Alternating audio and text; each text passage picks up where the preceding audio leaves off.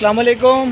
हम लोग इस समय कोले के मुकाम पे खड़े हैं, जो कि रास्ता सुबह से बंद था आटे की महंगाई की हड़ताल की वजह से, जो कि अभी यहाँ के डीसी साहब और एसपी साहब एडिशनल आईजी साहब ने आके जो है ना इस रास्ते को खुलवा दिया है और अभी इनके मुज़ाकरात हो चुके हैं इंतज़ामिया के साथ।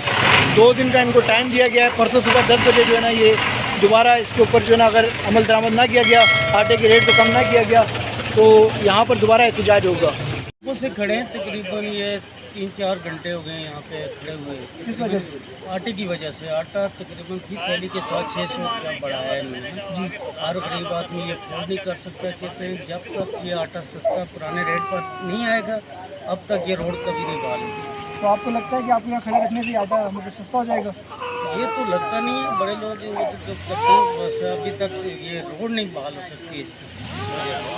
तो अभी जो ये आवाम यहाँ पर खड़ी है ये सारी, तो आपको क्या लगता है कि इसी तरह खड़ी रहेगी?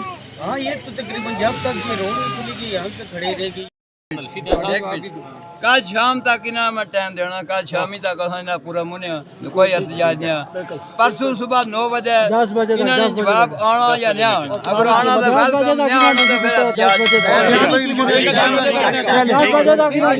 अगर परसों फिर हम ये आप ये लोग मेरी बात सुने, ये गनमैन ये जो तुझे आए हैं जो आंसू गैस वाले, ये बंदे इतना है। ठीक है ये आप पहले हमें लिख कर दे साहब, रिकॉर्ड करें परसों। डीसी साहब ने जो है ना कॉम्प्रोमाइज़ हो गया इनका, अभी रुक जाएं, और जो है ना ट्रैफिक खुल चुका है। जैसे कि रास्ता खुलवा दिया सारा, आप देख सकते हैं।